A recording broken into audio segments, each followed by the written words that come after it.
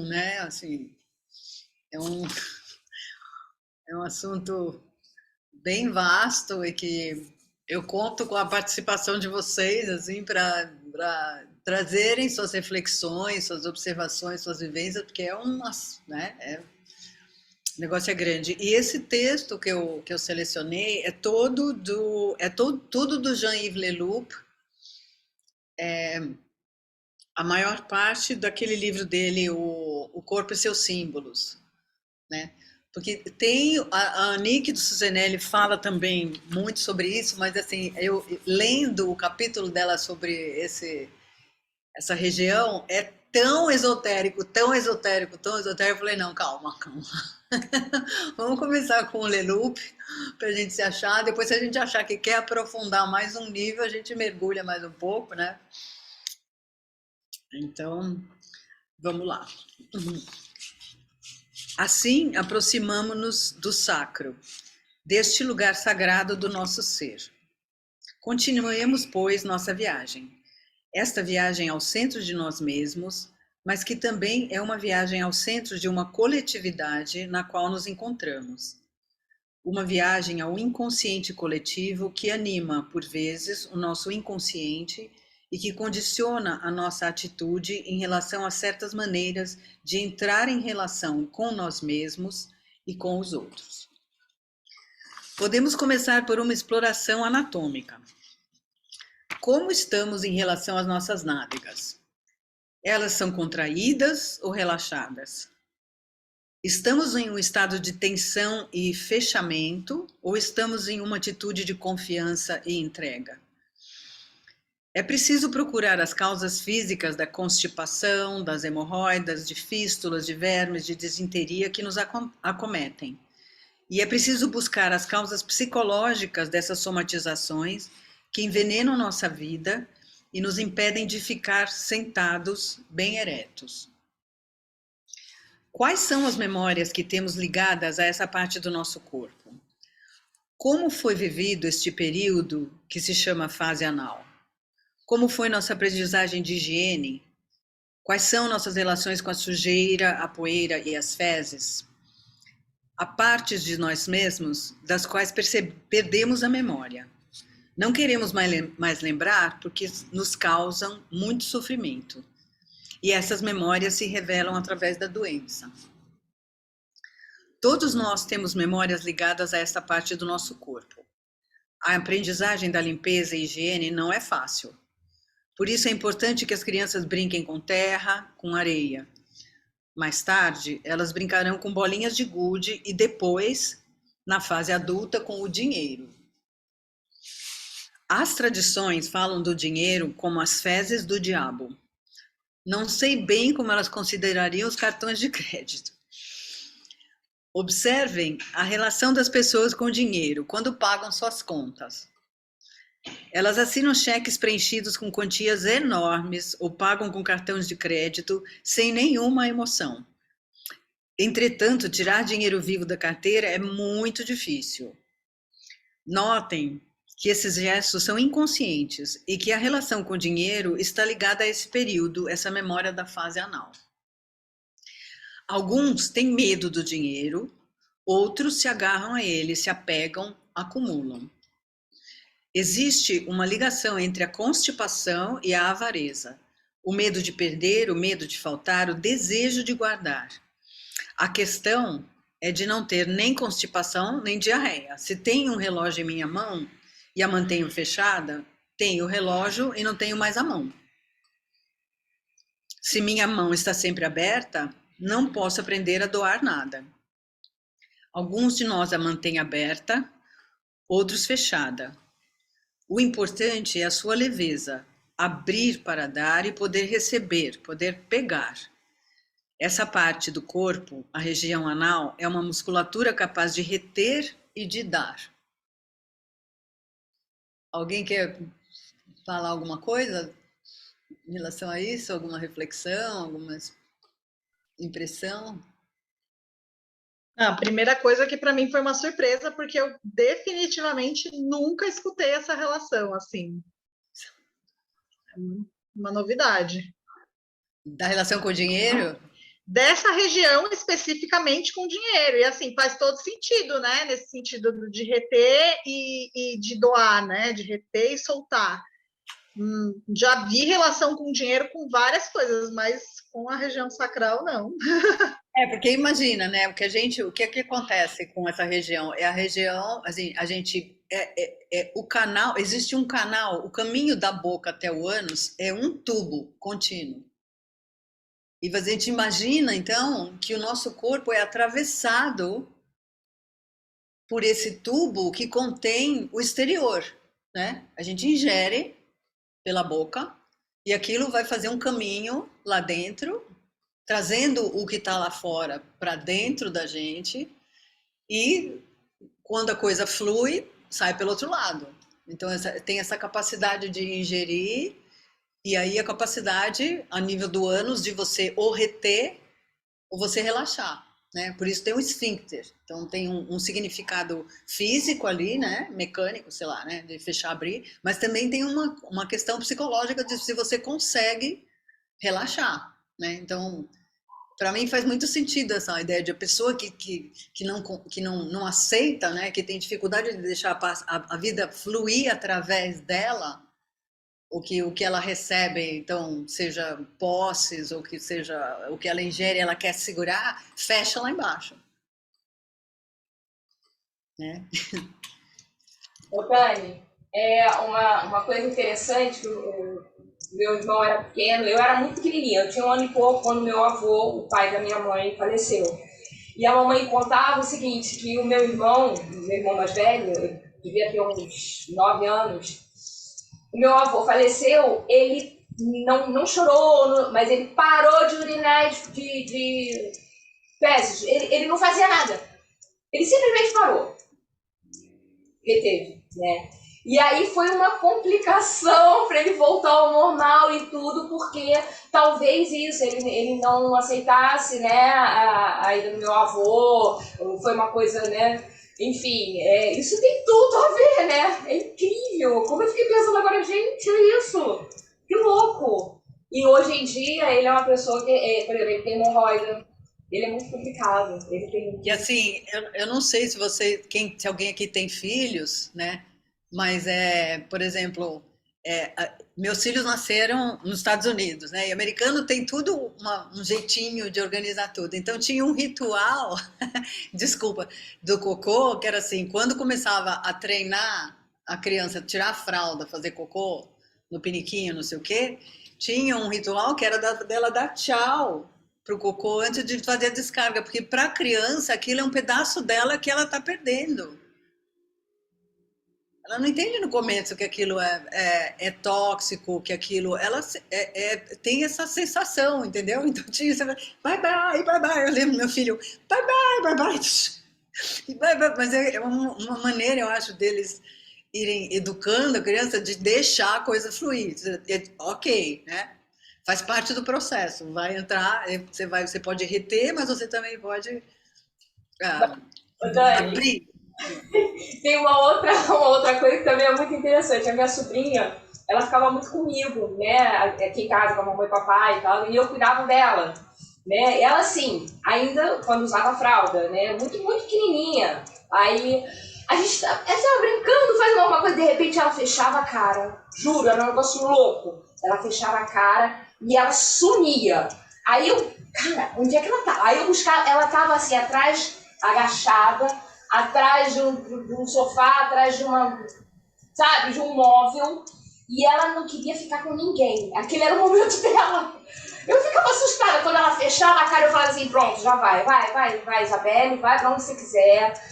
Olha, que coisa louca! Ela sentia, provavelmente, né, que ia sair alguma coisa, e aquilo incomodava de um jeito que ela queria ficar sozinha. Ela era muito pequena. Que coisa doida, né? Mas nessa fase muito, né? Essa fase anal é muito lá no início, né? Então por isso eu acho que acaba tendo um impacto tão grande no nosso inconsciente que depois lá na frente a gente nem percebe, não tem essa consciência, né? Tá lá, tá gravada aquela sensação, como é que foi isso que ele fala desse treino da higiene. Não é só uma questão, assim eu não vou ter que ficar, né, comprando fralda toda hora. Tem uma outra um outro aspecto aí, né, que é importante. Freud fala do período sado-anal, que se traduz por um modo de tratar o outro ou tratar o nosso corpo como se fossem coisas. Em certas práticas ditas espirituais, pode-se encontrar essa atitude de dominação sobre o próprio corpo como uma compulsão de contrair o esfíncter anal. E tanto a avareza quanto a constipação têm frequentemente as mesmas memórias. Assim, podemos observar as memórias que tivemos na infância a esse nível e qual a nossa atitude em relação à matéria. Alguns têm medo de tocar a matéria, têm medo do dinheiro, e há outros que agarram, apegam-se e acumulam. Essas atitudes são inconscientes e podem somatizar-se nessa parte do corpo. Em certas práticas de sodomia, por exemplo, há uma certa intenção de fazer o outro um objeto. Nem sempre a sodomia é um jogo amoroso e pode se tornar um jogo de possessão e de poder. Dessa maneira, nossa atitude amorosa, nossos gostos amorosos podem ser condicionados por antigas memórias. Não devemos ter medo dessa parte do nosso corpo, mas devemos amá-la e respeitá-la no outro. Reconciliar-se com essa dimensão de nós mesmos, livrar-nos dos tabus, é um caminho de cura, é um caminho de integração e é também um caminho de divinização da matéria. A matéria só salva se deixarmos que a luz atinja suas profundezas. Portanto, lembremos-nos dos traumatismos físicos, dos traumatismos vividos em nível psicológico, e não somente dos traumatismos, porque o prazer deve também ser o motivo de nossa busca. Na tradição budista, estar em boa saúde com o seu sacro e com o seu ânus é aceitar a impermanência de todas as coisas. Tudo o que é composto é decomposto. Essa noção pode nos ajudar a suportar algumas provações da doença ou da velhice, quando sentimos que o corpo está se decompondo. É preciso aceitar esse aspecto da vida. Isso é uma coisa interessante que ele traz, né? Que às vezes eu não sei, eu tenho a impressão que a nossa sociedade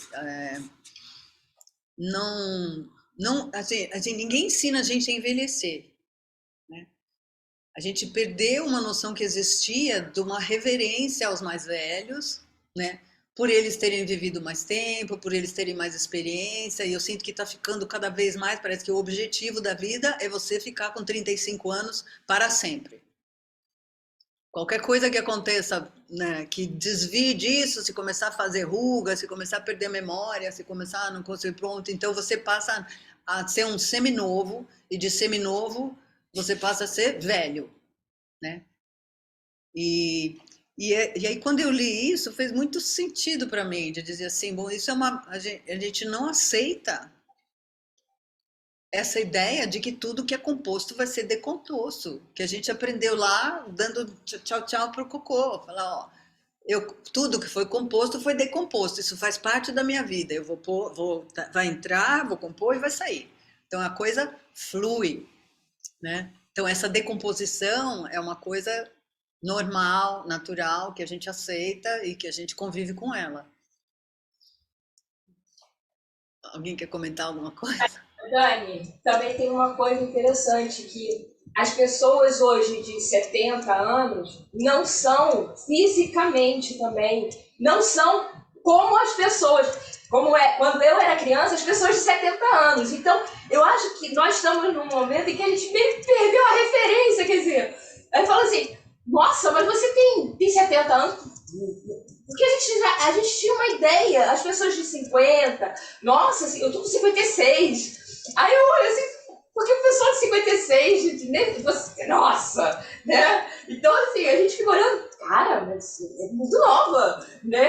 Ela é nova, ela não parece. Aí a gente fica nesse caso, não parece. Mas por quê? Porque a nossa referência que estava lá mudou. Agora mudou a referência. Então, isso fica meio perdido, a gente fica meio perdida, né? Aí que eu acho que as pessoas, algumas pessoas se perdem muito, porque aí começam a não querer querem paralisar, né, a coisa, e aí tem que curtir cada momento, né? Se tiver bem, ótimo, mas é isso. Eu acho que também essa coisa da referência nossa, quando eu era pequena, pessoal, minha avó era totalmente diferente da minha mãe quando os meus sobrinhos nasceram. Eu olhava assim, gente, se uma avó fosse assim, entendeu?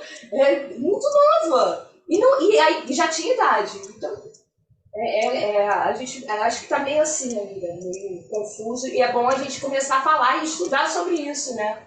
Eu acho super interessante. Eu pensei aqui, a gente geralmente se fala em tantas coisas que deveria ser aprendida desde a infância, desde a escola, né? Por exemplo, relação com dinheiro, né? A relação com o próprio corpo, a educação corporal, que, né, como professores de dança, a gente tanto fala e fala, né, para ir para a educação básica, essa educação corporal que não é a educação física da escola, né? Só para aprender a jogar coisas, mas aprender sobre o próprio corpo num geral, né? E eu entrei numa pira aqui com isso que você falou, Dani, porque seria necessário uma educação para a morte, né? Sim. Porque isso do cocô, por exemplo, esse exemplo, né, do é composto e decomposto, é composto e decomposto. Se a gente tivesse de uma forma natural essa visão do ser humano desde a infância, de que a gente tem essa parte que é natureza. Sim. Eu acho que a gente cresceria e teria uma relação com a morte, com as pessoas que a gente perde de uma outra maneira, né? Que é muito sofrido aqui no Ocidente, né? A maneira como a gente lida com a morte. E é louco, porque todo o modelo da medicina tradicional, a impressão que eu tenho é que assim, o objetivo é não deixar a pessoa morrer. Então, eu vou entubar, eu vou transformá-la num vegetal, gastando um dinheiro absurdo, onerando, sabe, a família, só para não morrer. Mas assim, gente, a gente começa a morrer no dia que nasce. Entendeu? É normal, faz parte da vida. E antigamente, eu acho que, por exemplo, com a convivência com os velhos, né? Porque os velhos ficavam na família, eles iam ficando velhos, mas eles tinham filhos, netos, bisnetos. As crianças, eles conviviam com a morte. Hoje em dia, o morto é escondido, engaveta e crema, e a pessoa não tem nem o ritual de fazer o velório das pessoas. Tinha toda uma preparação que isso também essa educação para a morte, dizer, tá vendo, vovó ficou velhinha, vovó. Não, esse esconde, esconde, esconde, né? Primeiro tenta não fazer ela morrer, deixa a pessoa lá naquele estado horrendo, eu acho, né? Que é uma indústria, eu chamo de indústria da morte. Porque assim, hoje em dia, assim, se a pessoa não deixar um documento, e isso é fato, assinado no cartório, blá blá blá, dizendo não quero que me ressuscitem, não quero que me entubem, eles vão fazer isso e às vezes os familiares, na maioria das vezes, não querem, porque também eles não sabem lidar com a morte, e às vezes eles querem e não conseguem, porque o hospital não deixa. Prefere deixar a pessoa lá entubada. Thalita, você que é do ramo, estou falando besteira? Não, Dani, é exatamente isso. Se você não deixar expressa a sua vontade, né, eles vão fazer isso para te manter viva. E a Priscila estava falando, me lembrou um livro, eu não sei se vocês já viram, que se chama A Morte é um Dia que Vale a Pena Viver. É de uma médica, eu acho que ela é de São Paulo, né, não me lembro.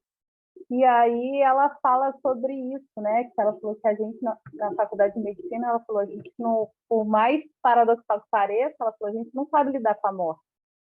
O médico não está preparado para isso. A gente se prepara para fazer com que ele tenha a saúde que ele vive. E a gente não sabe lidar com a morte. E o livro fala disso, né? Ela foi para esses cuidados paliativos. E é bem bonito o livro. E foi uma coisa que ficou assim para mim. E aí, quando você falou da gente não sabe, e ela fala assim: a gente aprende, a gente não sabe perder. Né? No sentido de que a vida você vai perder, você vai dar cocô e você vai se decompor, e o livro fala disso. E quando a princípio vocês estavam falando, me veio esse livro, e é bem interessante, né? Porque eu acho que a gente não está preparado embora a sociedade esteja envelhecendo, né? Porque é muito louco, porque ao mesmo tempo que a gente está passando por esse processo, a gente tem uma população idosa muito maior, ninguém sabe lidar. E eu acho que nenhum ramo, né? Não na medicina, se a gente for ver na minha área no direito, é uma dificuldade, porque as questões vão surgindo e a gente também não sabe lidar, enfim, é bem complicado. Eu acho que culmina com a morte, mas começa, né, da falta de aceitação, da decomposição, e dizer sim, vou ter ruga, sim, cabelo branco, sim, as articulações, como uma coisa que é fato. Pronto. Eu não posso ficar vivendo tentando evitar o inevitável. Eu nasci, eu vou morrer, acabou. Entendeu? Pode ser hoje, pode ser amanhã, mas isso, né? E eu acho que isso está ficando cada vez mais estranho, sabe? Inclusive eu tenho uma mãe de 86 anos, o Peter, que eu acabei de separar dele, também tem 86 anos. Então, assim, na lida com os médicos e na lida com toda a estrutura de saúde, você percebe isso muito fortemente, que é uma indústria com exceções, claro, tem médicos que são diferentes, mas que eles querem a todo custo, até para se livrar de responsabilidade. Não, eu fiz tudo o que tinha para fazer, eu entubei, eu drenei o pulmão dele, o cara tá lá um fiapo que não come, que não dorme, que não caga, que não faz nada. E pera, leva para o centro cirúrgico de novo, vamos fazer mais alguma coisa. Para quê? Ele tem câncer, metástase no corpo inteiro. Põe ele na casa dele com morfina, junto com a família, para segurar a mão dele, para ajudar ele a partir. Exatamente. E eu acho que dentro da dança também tem esse mito da juventude, entendeu? A gente tem que ser jovem o tempo todo. Não, e assim, na dança é um absurdo, porque é igual jogador de futebol, que é super cedo, né? A gente tá na metade, nem na metade da vida a gente chega e já é descartado nesse sentido, né? Da dança profissional. E você percebe, assim, por exemplo, o Kazuo Ono, né? Não sei se você conhece, é um bailarino japonês de butô que tem mais de 80, o cara é um absurdo.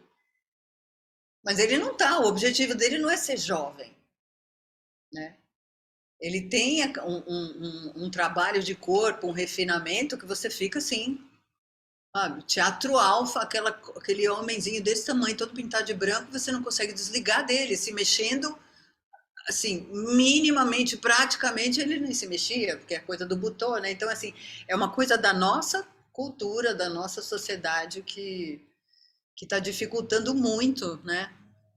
Outra coisa que eu pensei sobre isso é essa parte estética, né? Que está virando quase pessoas necrosadas, né? Para manter pessoas completamente deformadas. Exato, é o lábio, é a pele, é um negócio inchado que fica aqui. E é triste, né? Porque, na verdade, na tentativa de ir contra o tempo e contra o que é natural, tá virando um bando de boneco inflável, né? É muito estranho. E eu acho assim que o rosto da gente, o corpo da gente, retrata a nossa vida. Então, assim, se eu tiro minhas rugas, é porque eu tenho vergonha do que eu vivi? Eu tenho vergonha das risadas que eu dei, dos choros que eu chorei, dos... Não.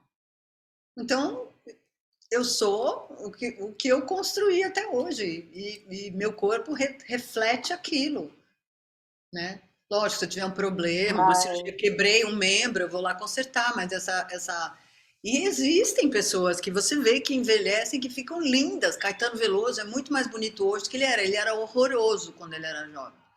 Ele é um homem bonito, sabe? Sei lá, Meryl Streep, Ney Matogrosso, o que é o Ney Matogrosso, gente? Mas nem eles, Fernanda Montenegro, mas não saíram se esticando, né?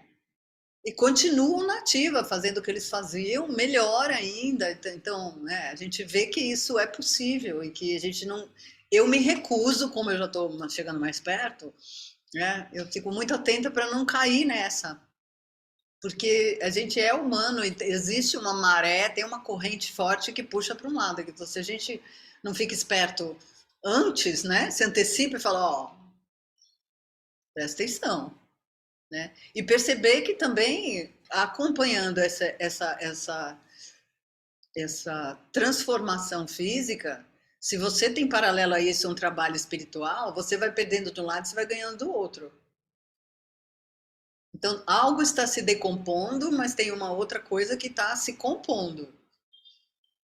E que é para isso, né? O objetivo é que está pronto para fazer a passagem e aceitar que essa coisa que está decomposta você não precisa mais. Tchau, cocô, sabe? Olhou lá e falou, na hora, fala bye bye. E vai, leve, vai feliz. Né? Não serve mais. Não era para servir mesmo. Eu já sabia que chegava uma hora que eu não ia fazer. Dou tchau, dou descarga e vou. Né?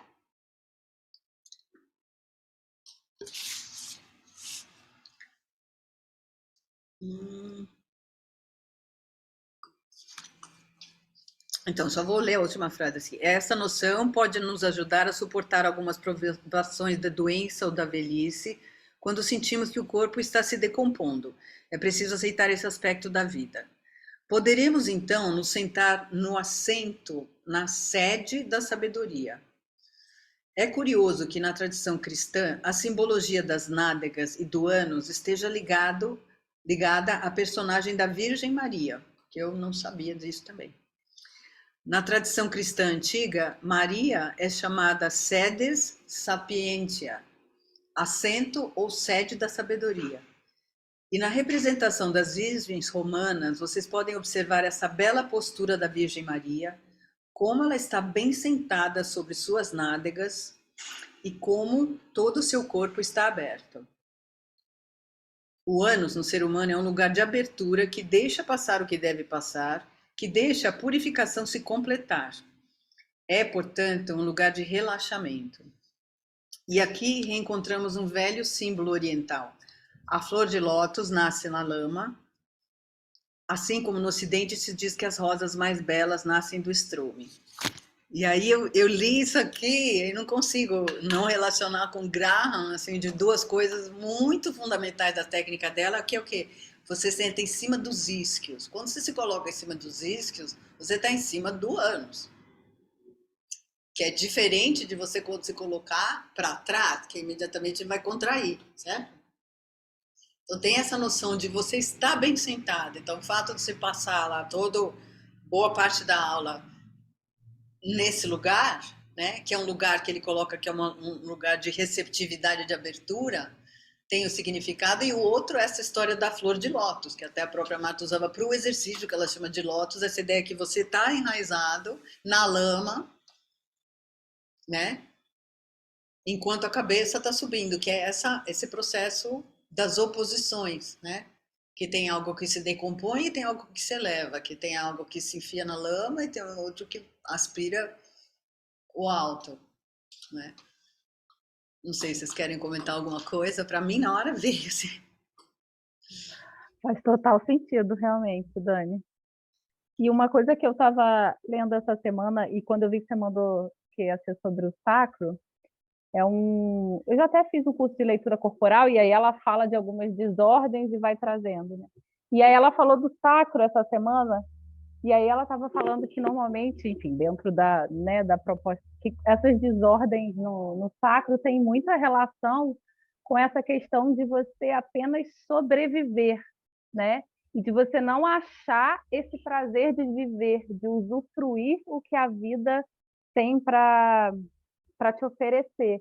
E eu acho que a aula de Graham propõe isso, né? De você, embora você esteja no chão, porque tá no chão, tá em contato com isso, seria exatamente para você ter essa força e você encontrar esse prazer de viver, de deixar fluir, né? Pelo menos não sei se é meio uma viagem, mas me passou isso, assim. Porque você olha num primeiro momento, tá todo mundo sentado com a bunda no chão, rolando para lá, rolando para cá.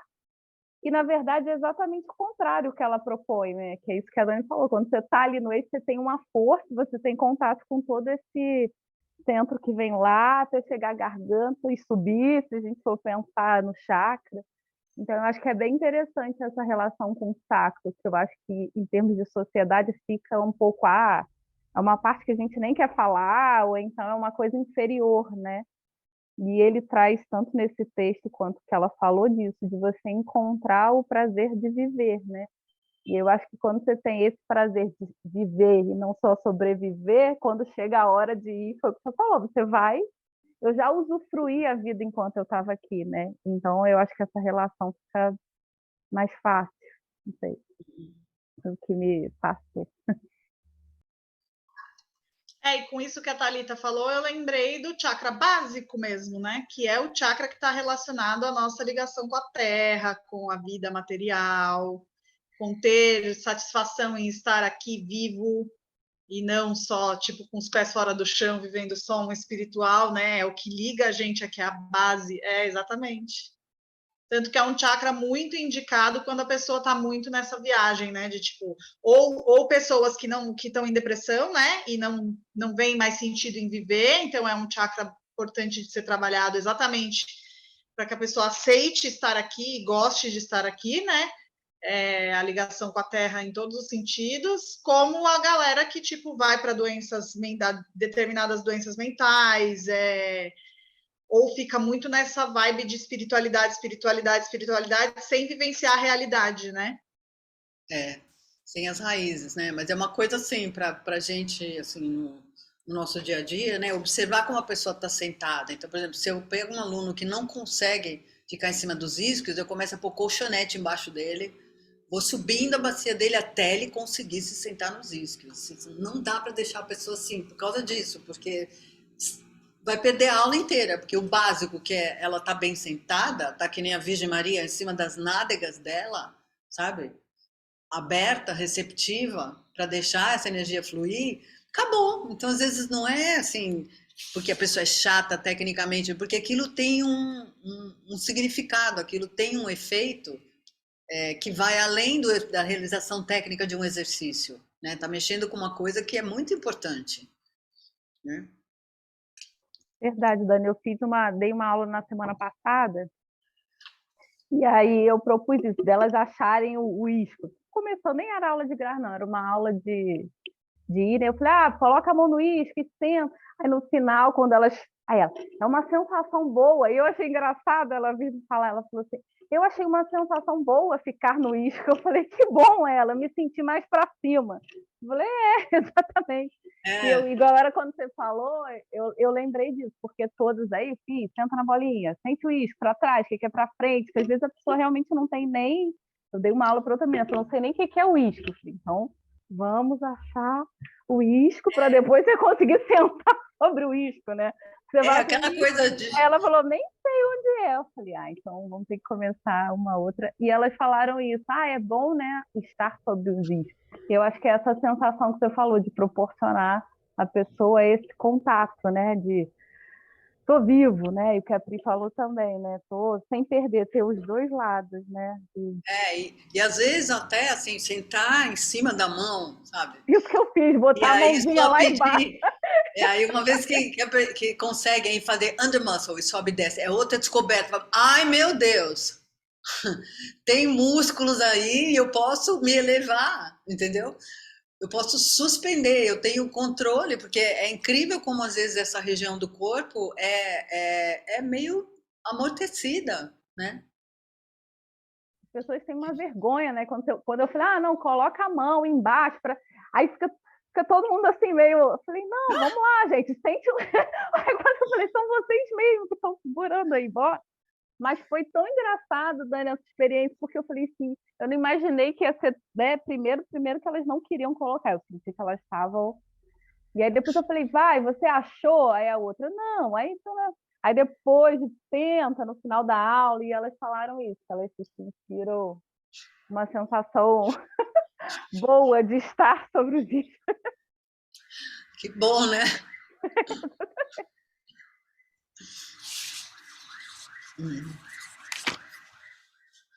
Na percepção espiritual dessa parte do corpo, depois de ter feito a travessia dos traumatismos, das inibições, temos a lembrar que essa matéria é composta e que será decomposta. Este corpo mortal abriga a sede da sabedoria, o cálice do Graal, que pode acolher o Logos, a vida divina. Mas antes de entrarmos nesse estado de virgindade e de silêncio, antes de entrarmos em um estado de inocência totalmente receptivo a todas essas memórias a atravessar, essas memórias de violência e de traumatismo, para sermos, assim, o assento da sabedoria. Um monge do Monte Athos me dizia que muitos receberam o Espírito Santo no alto da cabeça, alguns um pouco abaixo da cabeça, alguns os receberam no coração, outros no ventre. Entretanto, era muito raro encontrar alguém no qual o Espírito Santo tivesse descido no sexo ou no ano, descido no sacro do seu ser. Esse monge me dizia: a pessoa que acolheu o Espírito Santo em todo o seu ser foi a Virgem Maria. Acolheu-o em suas entranhas, em seu corpo, em toda a sua matéria. E por isso tornou-se a sede da sabedoria. Então é aquela história lá da deturpação das tradições, né, das escrituras, que a gente fica na... Então o que significa a Virgem Maria? Não é virgem porque ela tem ímen. Ela é virgem porque ela tem essa pureza, essa inocência, esse estado de receptividade para acolher o Espírito Santo. E por isso ela é a sede da sabedoria. Então, assim, é diferente, né, a gente pensar nisso. E o que significa a gente se colocar nessa posição de receptividade? O que significa a gente cultivar esse estado de inocência para que a gente possa receber, né, uma inspiração que vem de um outro lugar?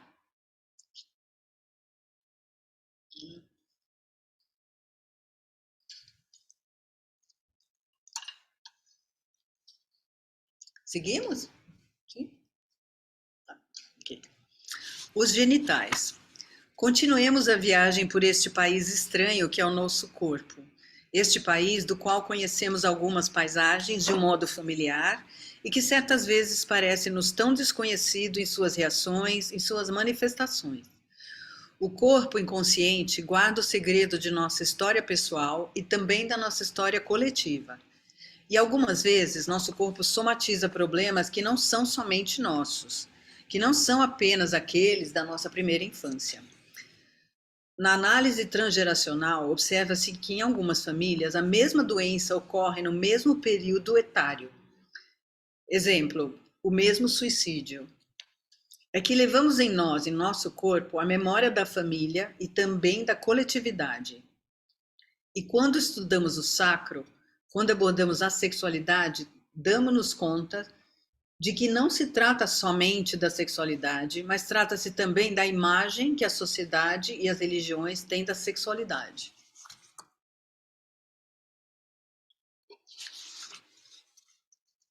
Quando observamos esta parte de nós mesmos que chamamos sexo, seja masculino ou feminino, como nos situamos em relação a ela? É muito raro viver uma sexualidade simples e feliz. É preciso, portanto, verificar qual o tipo de atração e de repulsão que temos em relação à sexualidade e as consequências que essa atitude de atração ou repulsão podem ter no seu bom funcionamento. Observar, por exemplo, se temos problemas de impotência, ejaculação precoce, frigidez, e perceber igualmente que não somos impotentes com todas as mulheres ou frígidas com todos os homens, analisando aspectos das relações em que esses problemas apareceram. Pode ser bem interessante colocarmos cada uma dessas somatizações no contexto que pôde nos traumatizar diante de certos homens e de certas mulheres e que impedem a justa circulação de nossa energia. É preciso recordar-se dessas impressões mais ou menos traumatizantes e que podem ser da ordem de um incesto. O incesto que nem sempre é uma passagem ao ato, mas que pode estar no pensamento e no desejo. Os corpos de um menino e uma menina são muito sensíveis, não somente à violência, a um espancamento, mas são sensíveis a um olhar de um desejo, o que pode explicar muitas atitudes posteriores de desgosto, de repulsa ou de atração. Isso aqui, eu li isso, né, e eu fiquei pensando... Imagina a gente que trabalha, né, com criança, independente, não é só com criança, mas que o olhar, o nosso olhar, se ele carregar um desejo, mesmo que seja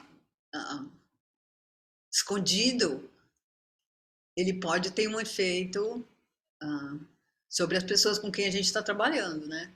Então, aí isso volta para mim um pouco a ideia lá da inocência da Virgem, sabe?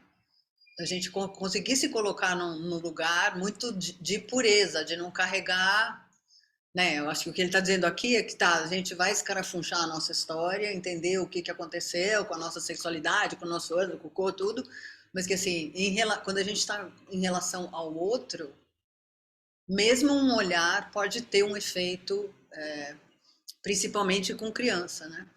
Não sei, quem que trabalha com criança? Eu trabalhei pouco com criança. Eu trabalhei bastante tempo, hoje em dia eu não trabalho mais, mas eu acho que faz todo sentido, né?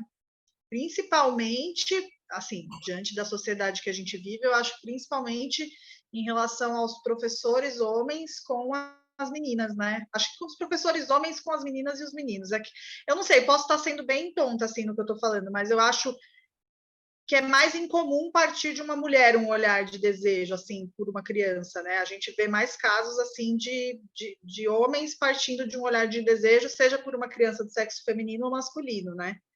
Mas, obviamente, serve para todo mundo, né? Nesse sentido.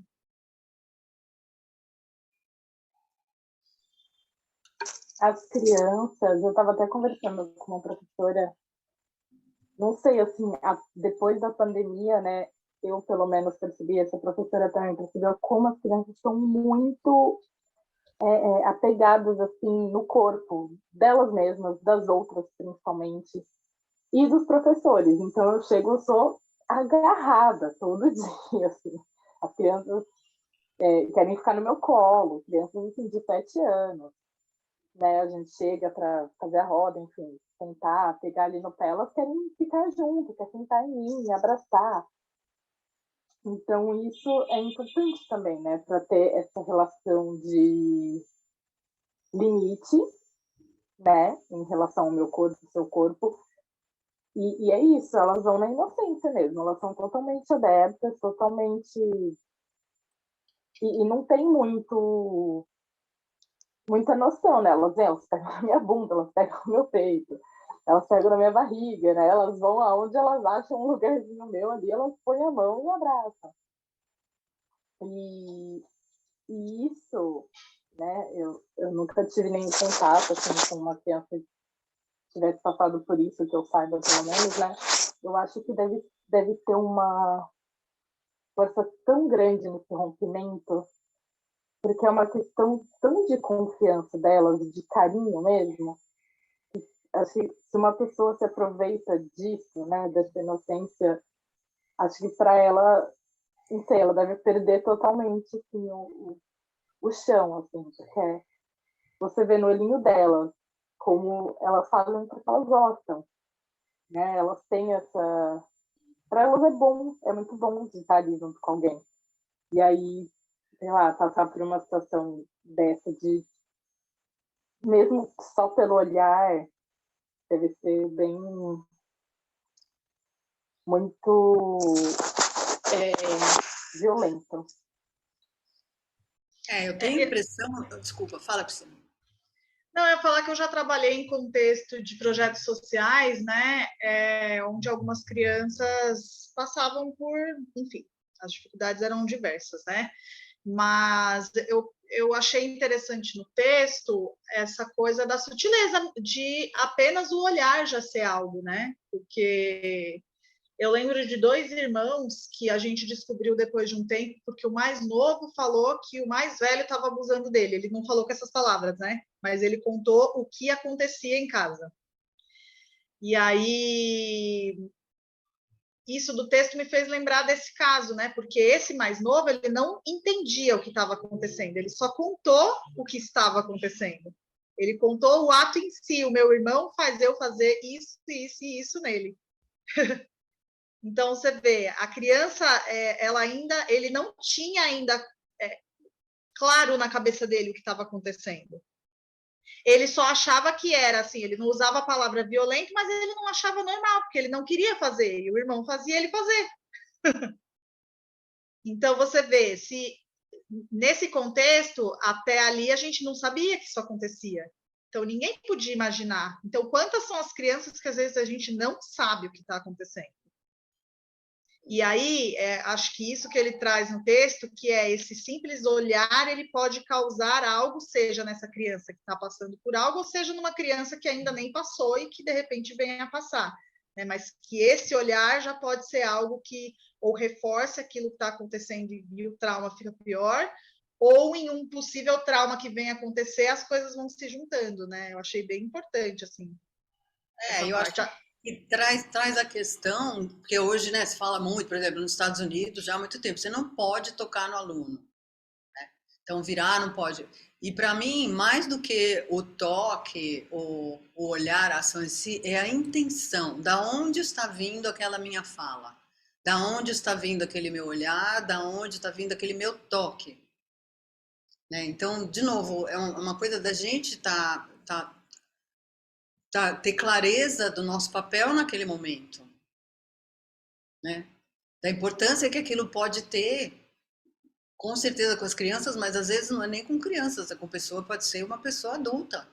E que você faz um comentário de um jeito, ou você olha para ela de uma maneira, e que eu acho que as pessoas que vêm fazer aula comigo, eu parto do princípio que elas estão se abrindo para mim. Elas saíram da casa delas, elas chegaram até lá e elas estão lá receptivas. Então eu tenho que estar 200 mil vezes mais receptiva do que elas. Né? Tentar ficar nesse lugar de pureza, de inocência, que o que eu vou falar vem desse lugar. E eu acho que aí, se eu consigo me colocar nesse lugar, eu posso falar horrores. Coitada, a Karen e a Marilice, Thalita, eu só bato nelas ultimamente. Eu só dou bronca, tiro o cascão, que elas já estão comigo há muito tempo, não sei o quê. Mas elas parecem que aguentam, entendeu? E eu acho que elas aguentam porque elas sabem que eu estou falando aquilo, porque eu quero ajudar. Né? Mas se pegar o texto que a Dani está falando, nossa, era para entrar no Instagram e, sabe, desceu o malho nela, politicamente incorreta, e me pôs para baixo, fiquei traumatizada, entende? Então, de novo, o que conta, eu acho, é isso, é essa intencionalidade, essa receptividade, é o nosso estado interior. Não sei, se vocês quiserem discordar, pode discordar, menina. Não, eu concordo plenamente, porque assim, eu falo com você, lembra, Dani, eu sempre falei contigo, Dani, fala pra mim. Por quê? Porque eu tenho uma confiança em você, porque você deu todo, você, como nossa professora, né, eu tô fazendo aula com você, eu não te largo, porque eu tenho uma confiança absurda, porque você conquistou isso, você conquistou a gente, sabe? Então, o que você fala, a gente... E aí, quando você fala, olha que delícia, quando você fala assim, é isso, vocês fizeram bem, uau! O negócio fica assim, nossa, a gente conseguiu! É muito bom! E aí, olha como é importante você não critica, você orienta. E tem uma diferença entre criticar, né? Ficar falando, até. Não, você fala, sempre orientando. Você tem esse jeito, né, de falar com a gente, você passa o que é a sua vivência e tudo. Então, isso faz com que a gente confie cada vez mais nas suas palavras. E quando você fala que a gente está bem, aí a gente acredita que a gente está bem. E isso é importante. A gente sabia que a gente precisa melhorar, e a gente sabia que a gente já passou por aquele ponto. Olha, isso que todo professor tinha que fazer, tinha que conquistar o aluno com isso, com a sua postura, com a sua pureza, né, de estar ali porque quer se doar, quer passar as coisas. E é isso que faz com que as pessoas evoluam. As pessoas vão evoluir, né? Graças a Deus a gente está evoluindo, né, por sua causa. É o que a Gabi falou, né? De que elas estão receptivas, né? A gente tem que ser digna da confiança que elas estão depositando na gente. É uma resposta. E tem muito a ver com o que você falou, Dani, do contexto, né? De analisar. Se agora, dentro da área do direito, né? O que acontece, ainda mais hoje que tem as redes sociais, né? Acontece muito de você pegar uma fala, e eu já peguei até em relação a professor e aluno, E aí você pega, às vezes, só uma fala e você coloca, porque foi isso, isso, isso, isso. E é difícil você analisar fora de um contexto uma fala de um professor para você dizer que, de repente, aquilo foi violento ou foi abusivo.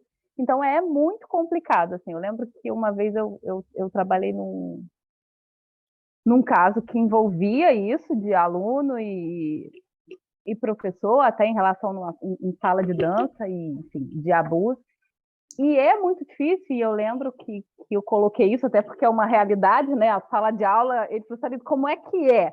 Porque é isso, porque se você não entender o contexto, às vezes, que aquilo aconteceu, é complicado, Dani. E hoje, com as redes sociais, tem isso, né? A pessoa sai falando, porque ele me falou isso. Qual foi a violência? Porque ela dizia, a violência, né, seria, para a gente configurar, no caso, um estupro, por exemplo. Seria, ela falou, essa relação de confiança que eu estabeleci com ele, enquanto meu professor.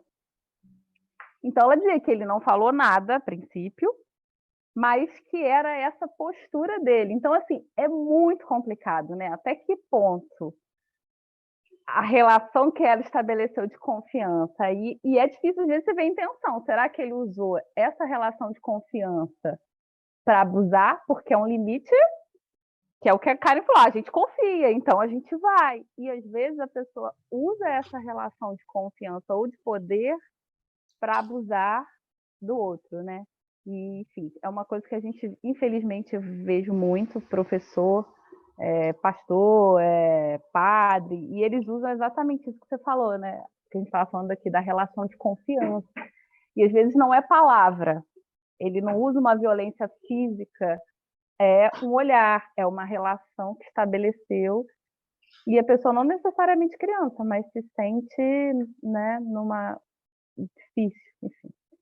Só porque para colocar um pouco de outras áreas assim, e é difícil, Dani, porque às vezes a gente que fica só, se você for só o direito, por exemplo, você não consegue, porque é muito complexo, né? Você tem a intenção da pessoa, tem como a outra reagiu, tem um contexto, então, assim, tem que ter muito cuidado para analisar esse tipo de situação, porque são muitas coisas envolvidas mesmo.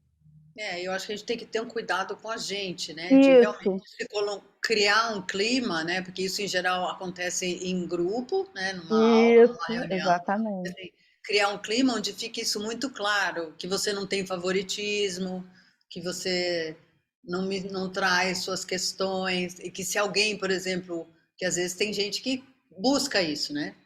Você não entra, a pessoa vem, você fala, você gentilmente coloca ela, fala, não, é aluno professor, sabe como é que é? Então, assim, eu acho que exige constantemente uma análise sincera, sabe? Abre Sincera, lá e fala, será, tem certeza que você não foi corrigir o pleading dele porque ele é bonitão? Tem certeza que você botou a mão nele porque ele precisava da sua mão? Ou você queria... Não, tô falando sério, porque a gente é humano, gente. sim, claro. E Eu acho isso, que tem que sim, ficar bem claro isso que você falou, Dani. Você tem que estar muito certo, até porque aí fica claro, porque se você perguntar a outras pessoas, eu vou dizer não. Era tão claro. Agora, se você entra naquele.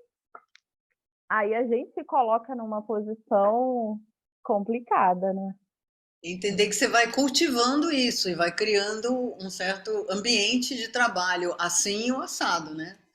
Que é construído por todos juntos, mas que eu acho que tem que cabe à pessoa que está conduzindo estabelecer esse clima. Assim, ó, como é que a gente, né? O que acontece aqui? A gente vem aqui e acontece o quê? Né? E aí pode sim ser uma coisa muito bonita, de ir criando um grupo, de ir criando uma comunidade, das pessoas se sentirem à vontade, eu acho maravilhoso.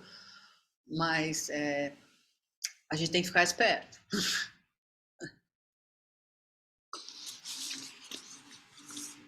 Desculpa. Observemos igualmente a qualidade de nossos orgasmos ou a dificuldade em atingi-los e vejamos o que fazer de um ponto de vista médico ou psicológico para sermos mais felizes. Poderíamos também abordar a sexualidade como o nosso caminho de transcendência. Este é um tema que encontramos em certas tradições e que alguns de nós conheceram de forma selvagem e inesperada. O sexo é um momento de passagem para além do ego ou além do eu, porque por meio do abandono do corpo, alguns podem viver uma abertura para a luz. Para outros, este momento é somente um sonho ou uma fantasia, porque para eles, a espiritualidade e a sexualidade não têm nenhuma relação. Então sentimos em nosso coração a marca da nossa educação familiar. Tomemos, por exemplo, o caso de uma mãe que inconscientemente não permite à sua filha conhecer um gozo que ela mesma não conheceu. E se a sua filha, se a mocinha experimentar o prazer, terá muita culpa e tudo isso de uma maneira inconsciente. Portanto, nosso corpo, nosso sexo, nossa sexualidade são habitados por toda espécie de memória. Dissemos anteriormente que quando tocamos um corpo, não devemos esquecer que tocamos uma pessoa com toda a sua história. Da mesma maneira, quando tocamos um sexo, toda essa história está presente com seus desejos e medos, né? Então é isso, eu achei, né, a gente pensar que quando a gente está tocando um corpo, está tocando toda uma história. Então, assim, esse toque sensível, né, esse toque sincero, mas esse toque que é isento de outra intencionalidade que a gente possa estar carregando sem perceber, às vezes, né?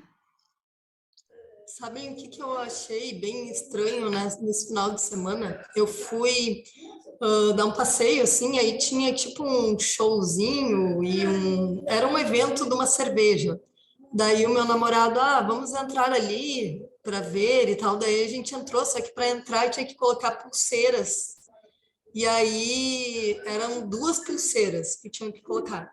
E daí a gente entrou, ficou bem pouco tempo e a gente foi para sair. Daí veio um baita segurança, assim, e ele, tem que tirar a pulseira. E ele veio direto com uma tesoura, assim, em direção ao punho, ao meu punho, sabe?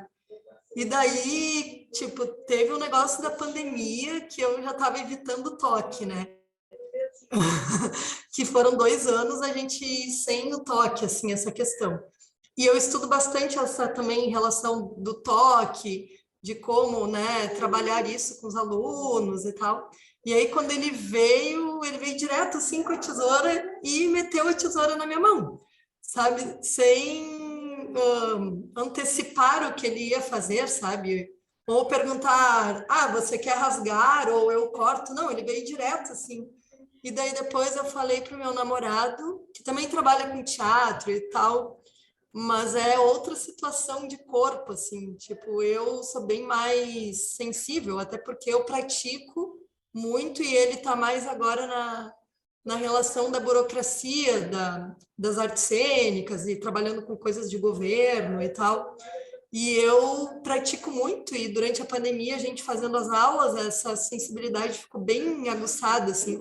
Aí eu falei para ele, o cara veio direto com a tesoura no nosso punho para cortar, e se eu não quisesse que ele tocasse em mim, como é que ficaria dele?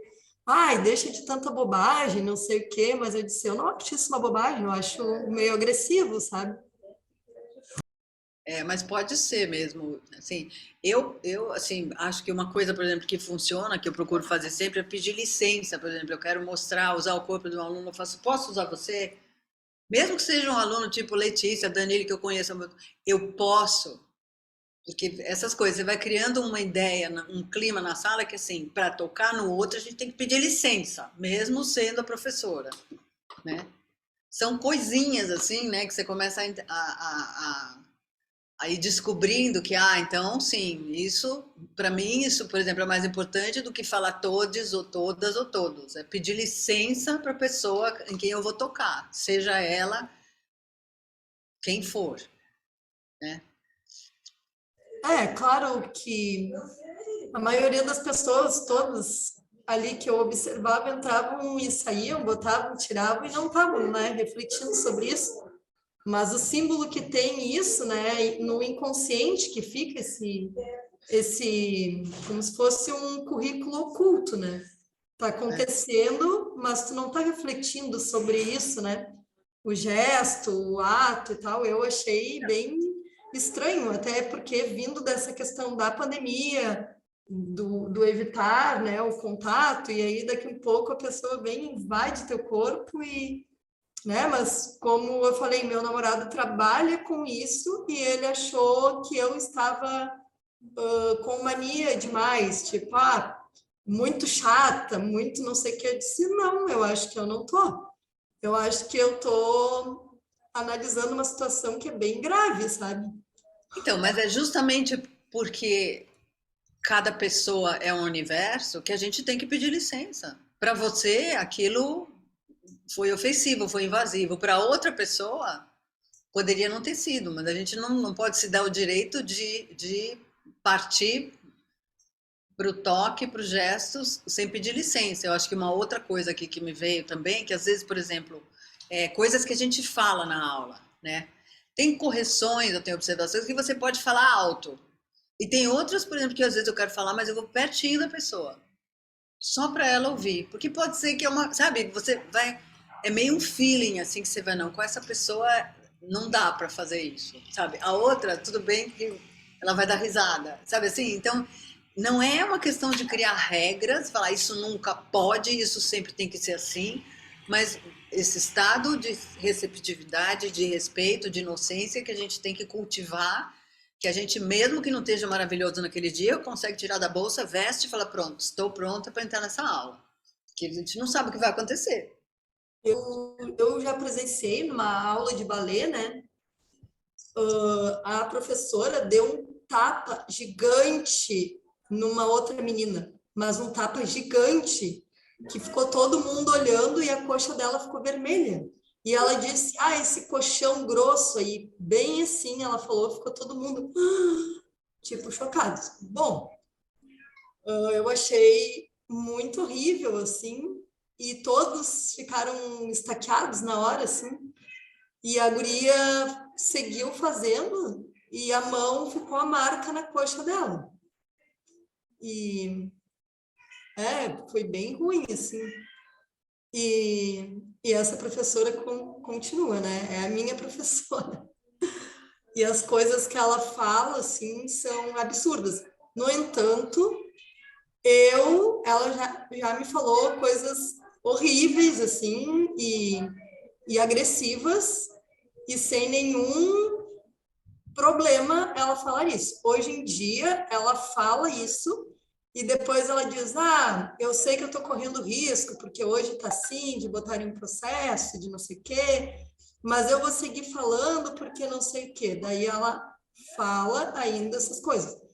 Mas aí, quem está ali recebe isso e fica, tipo, eu aguentei todos os anos que eu tô lá, tipo, 14, 15 anos. E eu aguento. Mas é horrível. Tipo, é horrível.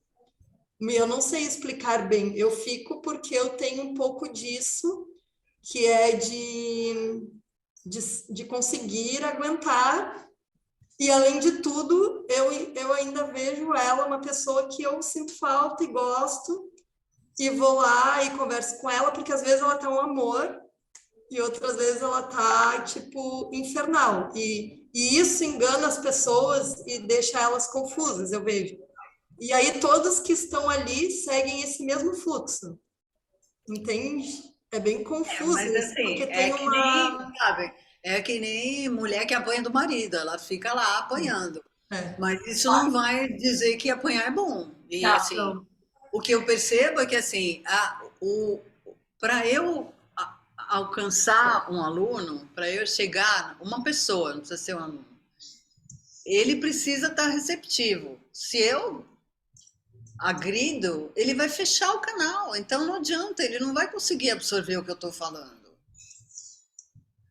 É a coisa lá do começo, tem que estar aberto. Você recebe uma dessa, você vai contrair o esfíncter e vai se contrair inteiro. Então, aquilo já não vai conseguir penetrar. Então, na verdade, a professora se auto-sabota.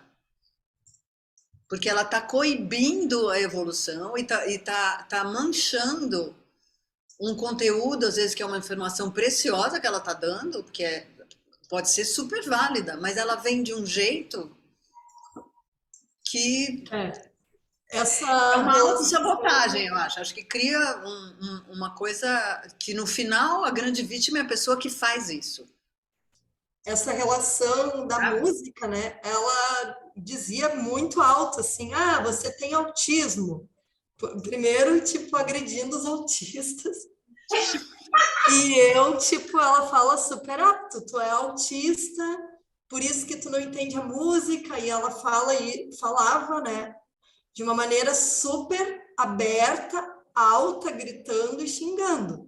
Ela disse, tu não escuta música porque tu é autista, porque tu tem um problema mental, porque não sei o quê, falava horrores. E daí, então, daí passou esses anos agora da pandemia, que eu não fui mais lá, né? E eu fui agora nas sextas-feiras que eu tô indo lá. Porque daí depois ela é super querida, daí ela fala contigo, diz que sente falta e não sei o quê. E a aula de balé eu gosto, entende? A aula dela daqui de Porto Alegre é uma das melhores, porém a metodologia dela é isso, tá? Só que daí agora eu voltando, eu fiquei surpreendida assim com as coisas. Tanto é que os alunos não pararam a pandemia toda, ficaram fazendo como se nada tivesse acontecendo, e eles parece que regrediram ao invés de evoluir. Tipo, eu achei tipo um absurdo assim, mas também uma menina perguntou uma coisa e ela na hora barrou a menina. Disse que a guria queria saber demais e tal. Daí eu fiquei olhando assim, gente, que horror, tipo, parece que tá tipo 1000 anos atrás e na pandemia eu evoluí muito, sabe? Daí eu, ai, o que eu estou fazendo aqui? Tipo, o salto foi muito grande, assim, de ver, né, o que aconteceu em 2 anos. E aí a menina parou de falar ali, ficou com um pouco de vergonha, que ela é da Serra aqui, de Caxias do Sul, então ela fica bem vermelhinha, assim, e ela às vezes chora, muitas vezes ela chora. E Olha, daí eu fiquei, tipo, chocada, assim. veio uma moça pra mim, uma moça, né? Aí veio fazer uma aula experimental, aí acabou a aula, ai, nossa, eu quero fazer com você, blá, blá, blá, porque a minha professora, quando eu fazia balé clássico, ela falou que eu não tinha jeito. Eu falei, o quê? Nunca! Você pode falar para uma pessoa, em momento nenhum, você não tem jeito. O máximo que você pode fazer é assim, vamos trabalhar isso para a gente melhorar, olha, a gente vai trabalhar isso, tá? Para você evoluir. Agora, ela falou assim, eu larguei tudo porque durante alguns anos, porque ela falou que eu não tinha jeito. E ela achou que não tinha jeito. E ela tá fazendo aula comigo e ela tá assim, ela fala assim, eu tô conseguindo fazer as coisas, mas como? Eu falei, claro, você tá fazendo porque você tá seguindo, você tá entendendo, você tá tendo consciência, então você vai fazer, porque você pode fazer. Olha, não é a primeira que veio uma outra moça, tudo moça já, que ela dizia que, olha, eu chorava na aula, né? Ela falava que chorava na aula porque distratavam, blá, blá, blá. Eu falei, mas como? Gente, isso não pode acontecer. Tem que sumir dessas aulas, não pode ficar. As pessoas têm que sentir que estão fazendo mal às outras pessoas. Não pode, isso tem que mudar. E as pessoas têm que entender que tem que sumir disso. Na verdade, claramente, essa professora, ela deveria ser indiciada, né? Alguém, tipo, claramente, se ela, nesse caso que você está contando, se algum aluno fosse atrás, nesse nível do que ela diz, né? Gente, olha, tem um rapaz que ele não tinha os dedos dos pés e ele não tinha o antebraço. Aí ele veio fazer Horton. Aí eu falei assim, tudo bem, bora. Ele fazia coisas que eu ficava assim, você é maravilhoso! A força que ele tirava, de não sei aonde, pra fazer, ele ficava no equilíbrio, ficava assim, é isso aí, você é maravilhoso, você pode fazer tudo que você quiser. Porque a aula de Horton é toda geométrica, ela é toda de ângulos, então você tem que estar totalmente alinhado para fazer. Eu ficava assim, você pode tudo, meu filho, você pode tudo, você é incrível, é isso aí, continue. E ele foi fazendo, aí ele saiu do Rio, mas assim, é uma pessoa incrível. Eu já tive assim, contato com pessoas que, talvez na mão de outras pessoas, eu falo assim, você não tem jeito. Isso não se pode falar, isso eu fico engasgada. Não se pode falar, não tem jeito para ninguém. E nem como professor, nem como amigo, nem como pai, nem como mãe, você não tem jeito. Você não pode falar isso com ninguém, não pode. O que você pode fazer é ajudar. Vamos fazer junto, eu vou tentar te ajudar, vamos embora. É isso que Não, tem nada mais lindo que ver o patinho feio virar cisne, assim, né? Aqueles momentos que você vê que de repente a pessoa floresce. É uma coisa muito gratificante, né?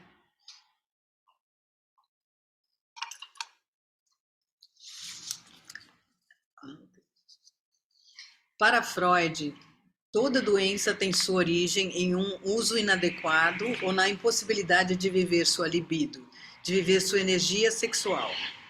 É uma visão que pode parecer estreita e talvez o seja, mas tem uma parcela verdadeira que continua sendo observada por tantos profissionais.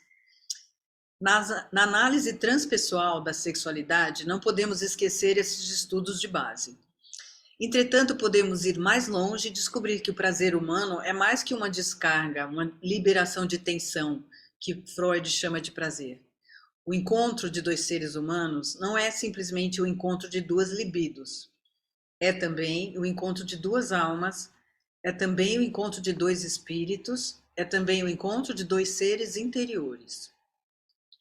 O sexo é o local onde se encarna a vida, onde se transmite a vida.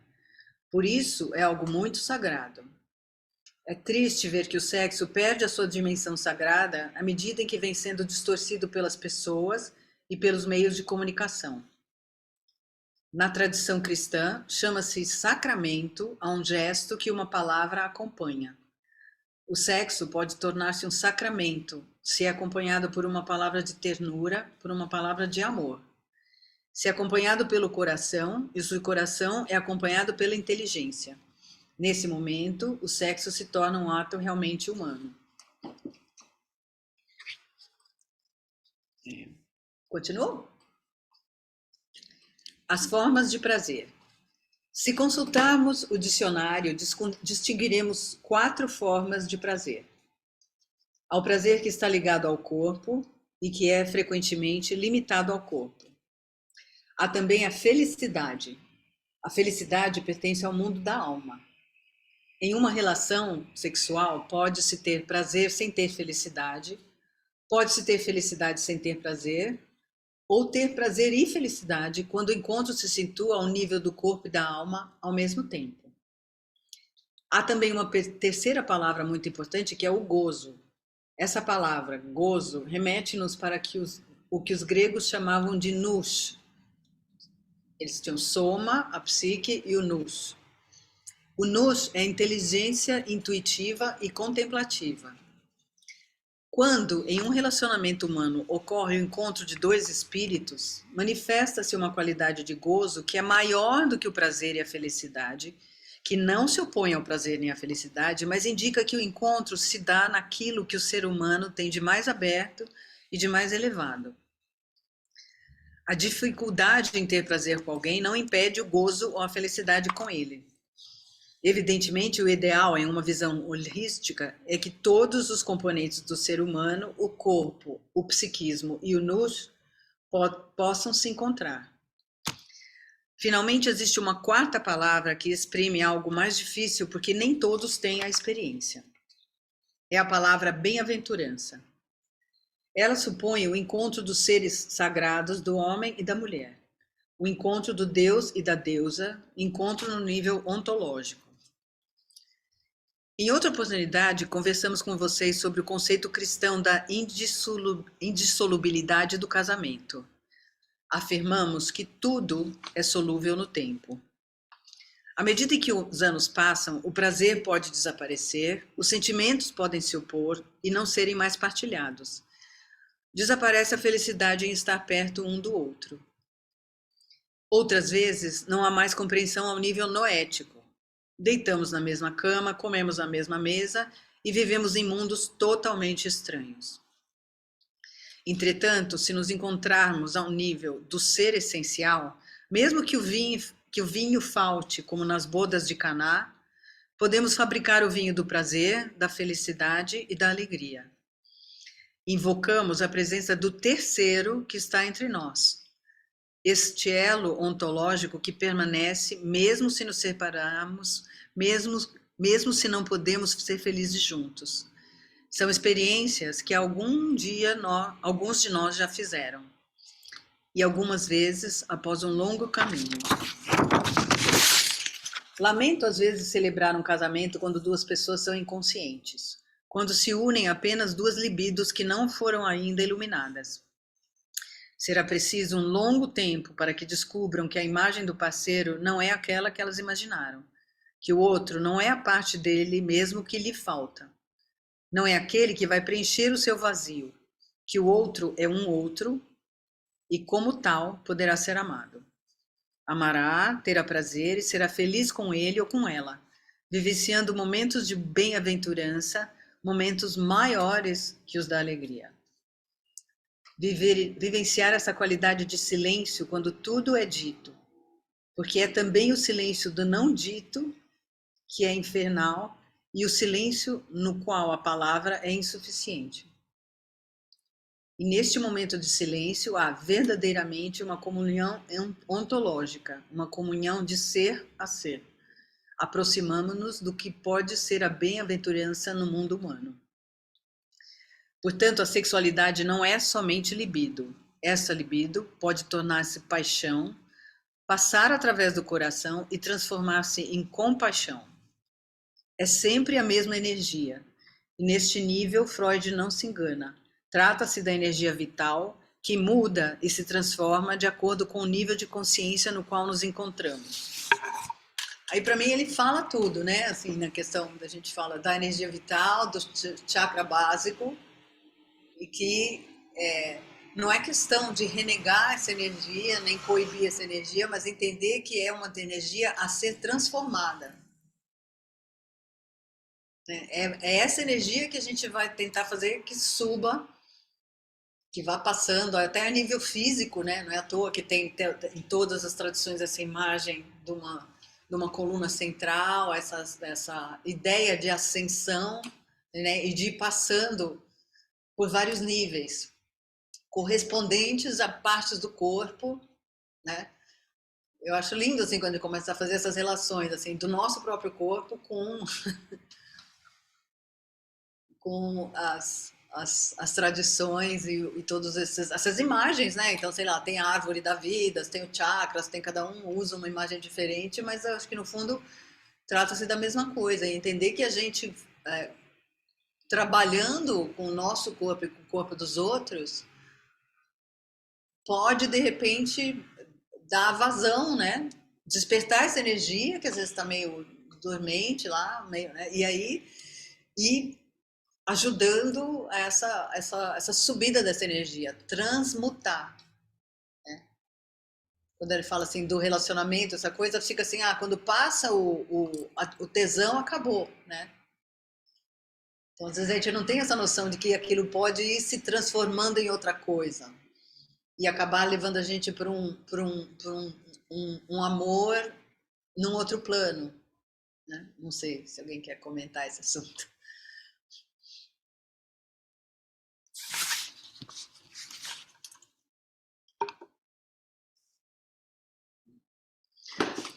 Então vamos lá. A escada dos níveis de amor.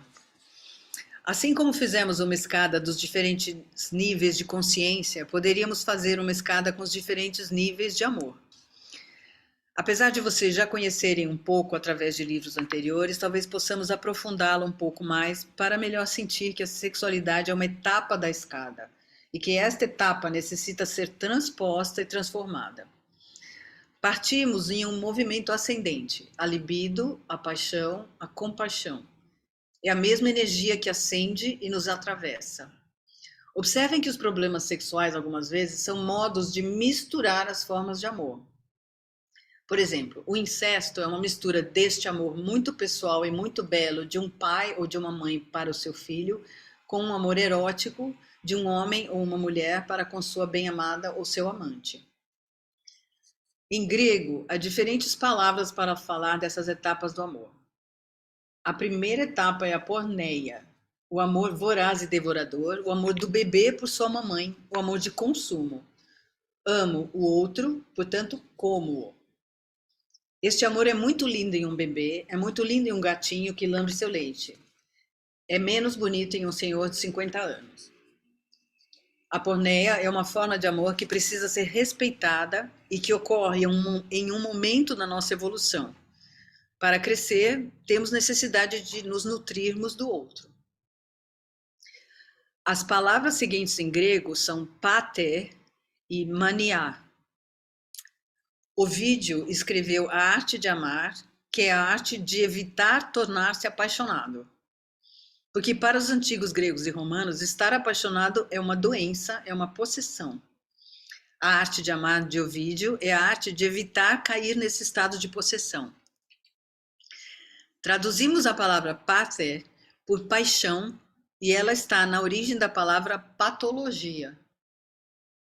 É interessante verificar que na tradição grega algumas formas de amor são formas de patologia, são formas de possessão, de mania, como por exemplo o maníaco depressivo.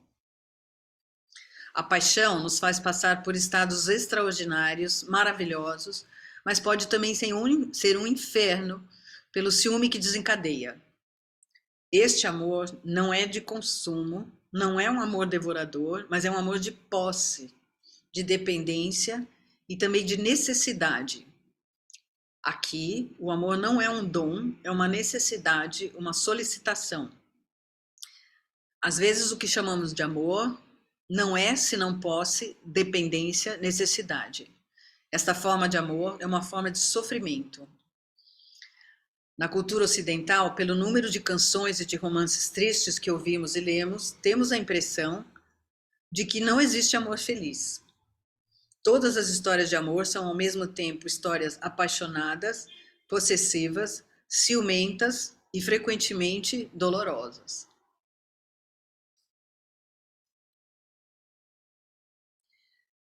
Depois vem a palavra eros, que expressa não somente um amor de solicitação e necessidade, mas também de desejo.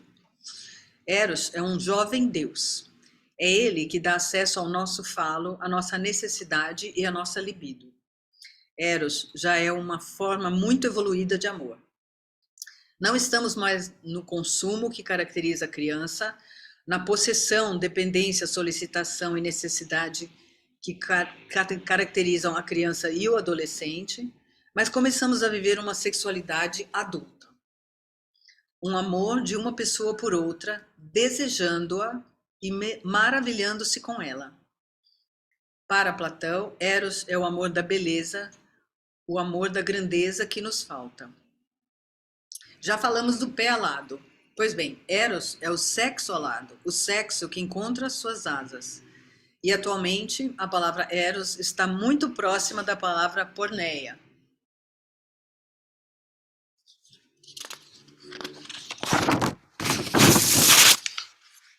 A palavra storge pode ser traduzida como ternura e harmonia, que é uma palavra muito bonita para falar de amor. É uma maneira de harmonizar o seu ser com o ser do outro. Sri Aurobindo dizia que os problemas entre os seres humanos são problemas de ritmo. Nós não vivemos no mesmo ritmo. É uma experiência muito bela harmonizar a sua respiração, seu sopro, com a respiração do outro. Esta harmonia entre duas pessoas tem como consequência uma cura na Terra. Os antigos chineses diziam que da harmonia entre o homem e a mulher, da harmonia entre dois seres, depende a harmonia do universo. Não estamos mais no nível da necessidade, da paixão, nem mesmo do desejo. Estamos no mundo da harmonia e pouco a pouco nos aproximamos da compaixão. Chegamos à palavra filia, que é muito interessante. Vocês a encontram em filosofia, o amor, a sabedoria, em filantropia, o amor aos seres humanos. Em grego, distinguem-se diferentes formas de filia. A filia physique, a filia physique, que é o amor parental, amizade entre parentes. O amor da mãe ou do pai pela sua criança e vice-versa. E, igualmente, o amor entre irmãos. Este, às vezes, é um amor difícil, porque a inveja, a concorrência, vem tudo destruir. Mas, como diz Rousseau, um irmão é um amigo que a natureza nos dá. Esta é uma forma de relação muito preciosa.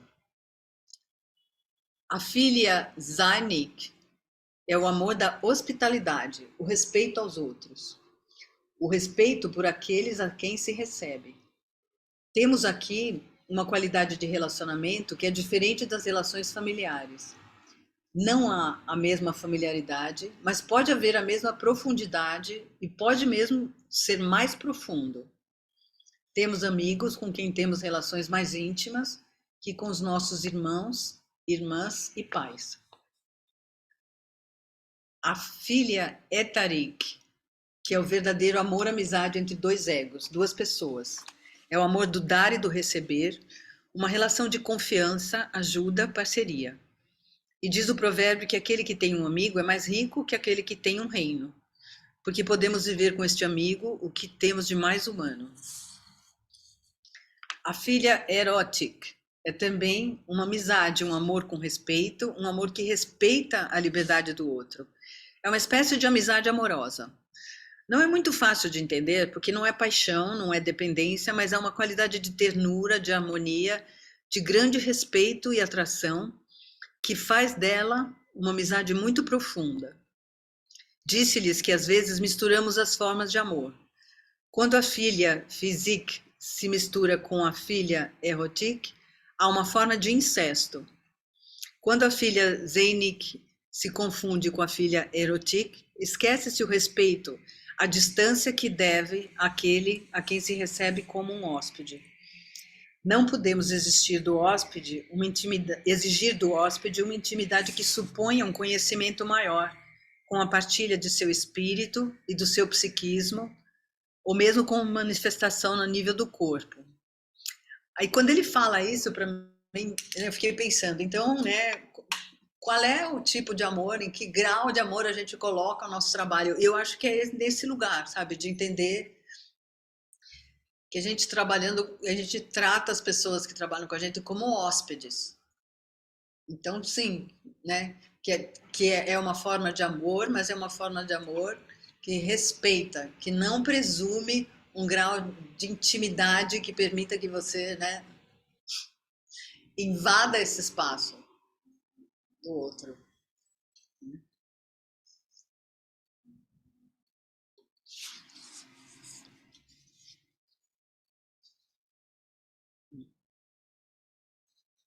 Há ainda outras palavras para se designar o amor. A palavra enia quer dizer o dom, a doação e às vezes o devotamento. É uma qualidade de amor que manifesta uma grande generosidade do coração. É a libido, a energia vital que se manifesta ao nível do coração. Então já caminhou um monte, né? Já veio lá de baixo, já está aqui no chakra, já está aqui em cima, está andando. Charis significa gratidão, ter gratidão pela existência do outro, agradecer ao outro porque ele existe e maravilhar-se pela sua existência.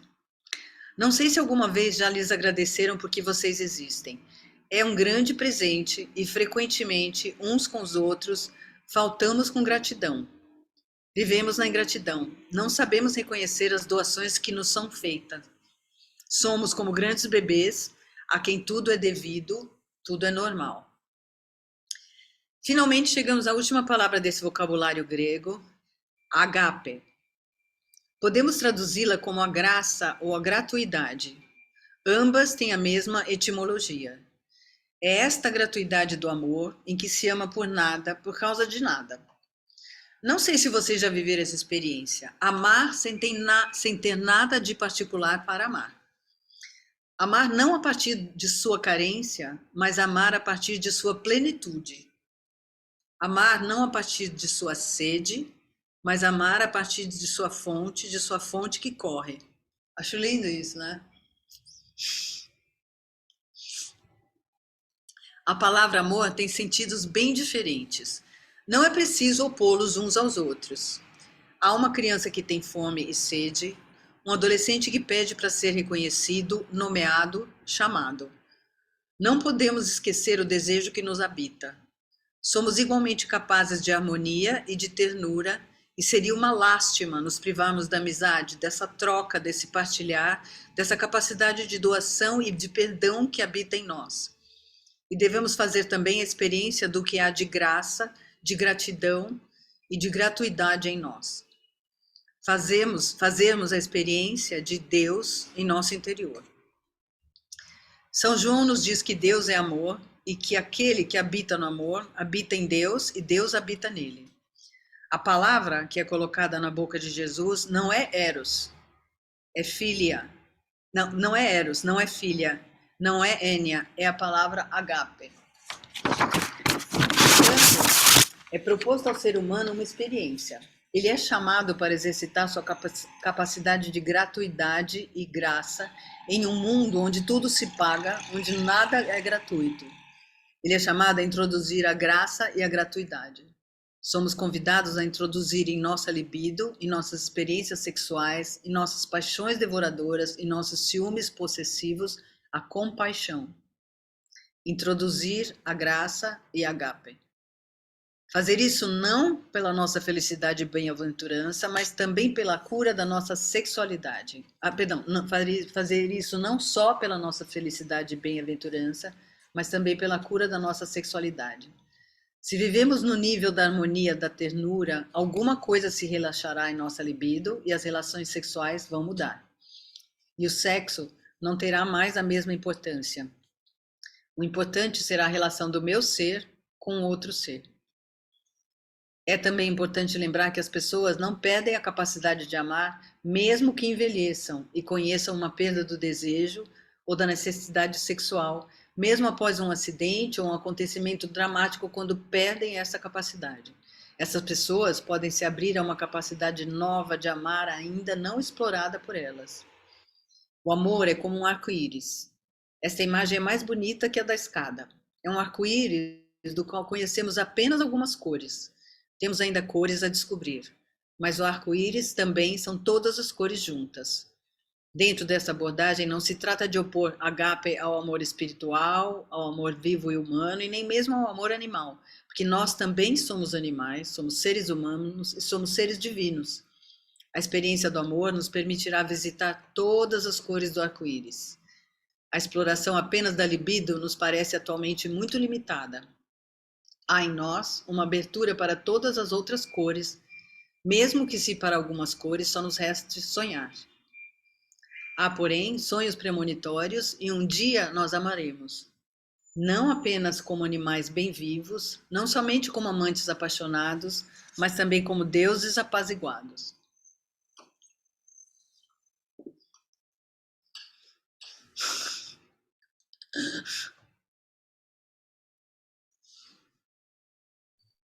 A simbologia do sexo. A representação mais primitiva de Deus foi encontrada na Índia e são o lingam e a yoni, símbolos fálico masculino e genital feminino. Assim, a representação do sexo foi a primeira representação feita pelo homem para evocar Deus, porque o sexo é o local onde se encarna a vida, onde se transmite a vida. Por isso, é algo de muito sagrado. É triste ver em nossa época a que ponto o sexo é profanado. Ele perdeu sua dimensão sagrada, não é mais um instrumento despertador e de transformação. Tornou-se para certas pessoas um instrumento do mal e do pecado. Uma das reprovações que Jung fazia a Freud era a de não ter se apercebido da dimensão luminosa da sexualidade. A possibilidade de despertar, de abrir-se à transcendência que nos é dada por meio dessa relação íntima entre duas humanidades. Na tradição judaica, o sexo é algo sagrado quando acompanhado pela palavra.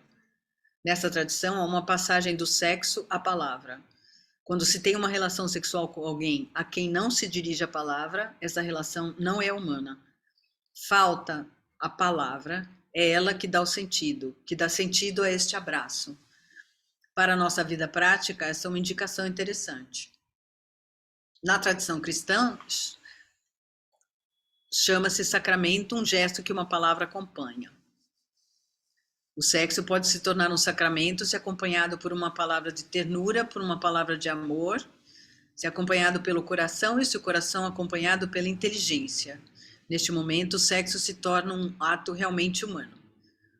O verbo se faz carne para que a carne se torne verbo. É uma frase que retorna sem cessar nos padres da igreja. O sexo é, então, uma palavra de amor estendida para o outro, ou uma palavra de amor aberta, que acolhe o outro. Dessa maneira, o sexo passa a ser o local da aliança. O amor é o devir dos seres vivos, o fim e o sentido do desejo de estar vivo. A bem-aventurança da consciência de estar lá vivo. O mestre encarna essa bem-aventurança de estar lá alegremente e conscientemente vivo. Ele encarna o amor, que é desejo de viver, consciência bem-aventurada de estar vivo. Seu ensinamento exprime um querer viver que é em cada um mais profundo que o desgosto de viver ou a pulsão de morte. Seu ensinamento é o do ser amor que nos quer vivos, conscientes, desejantes, livres, não importa as circunstâncias. Essa frase a gente já tinha visto antes, mas assim, eu quis trazer essa descrição toda dessa escada, desses níveis de amor, porque assim, é aquilo que a gente falou, né? Ensinar é um ato de amor, então a gente tem que ficar craque em todas as modalidades, eu acho, sabe? Né? Não deixar, assim, pensar nesse arco-íris, nessa gama imensa que o amor pode abarcar, né?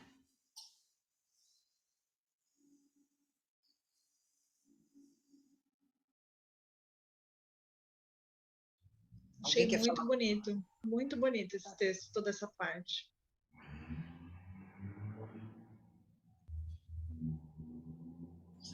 Essa imagem do arco-íris, para mim, foi. Nossa, eu não sei, revelador, assim, pode ser essa palavra.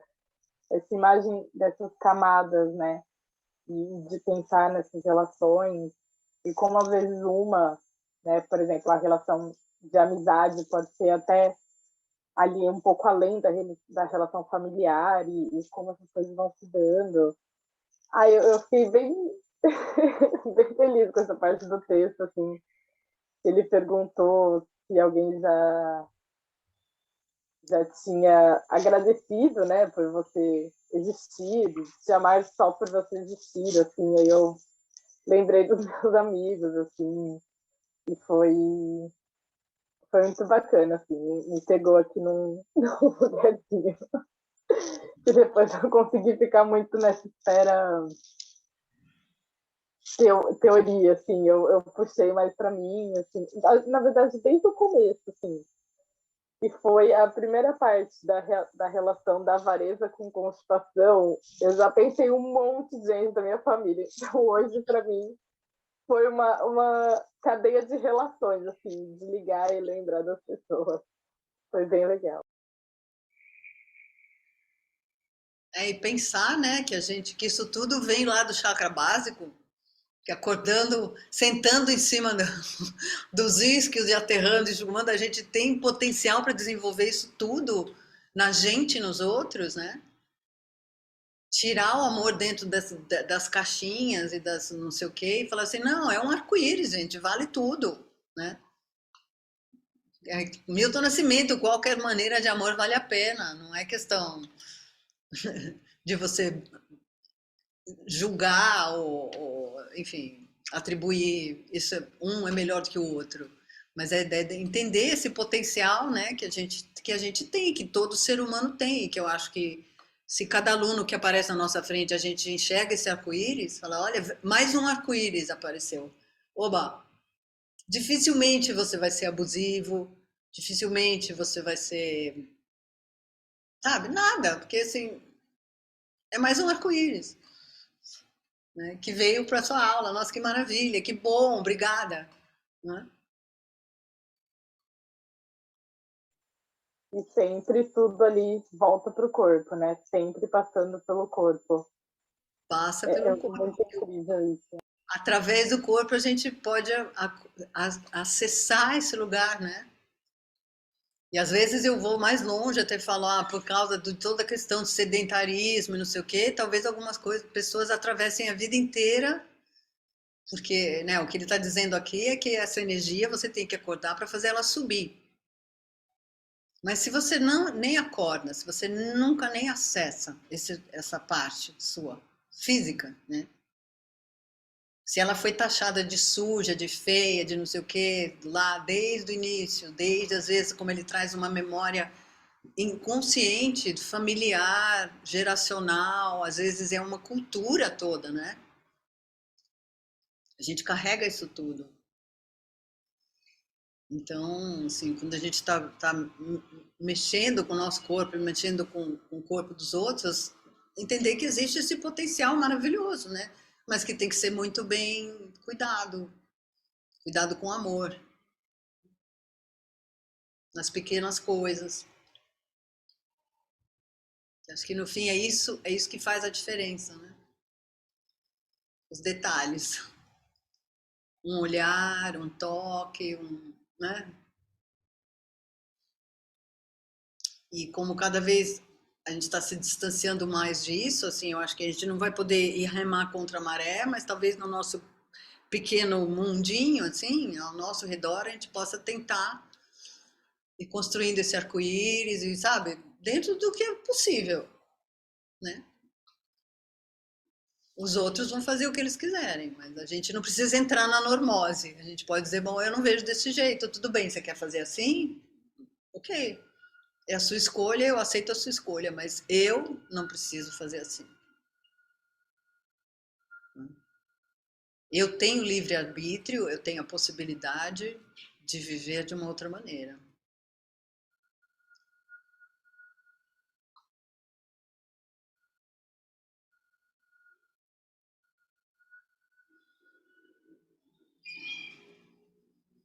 Deu, gente? Estão com sono? Vamos dormir? Hoje falamos muito, mas eu quero um assuntão, né? Esse assunto é grande. Foi ótimo. Foi muito bom, Dani. Várias coisas aqui reverberando. É isso. Então tá, querida. Obrigada mais uma vez. Obrigada a você. Obrigada, gente. Boa semana para Obrigada, todos. Dani. Obrigada. Até. Obrigada. Até. Beijo, Até. meninas. Bom.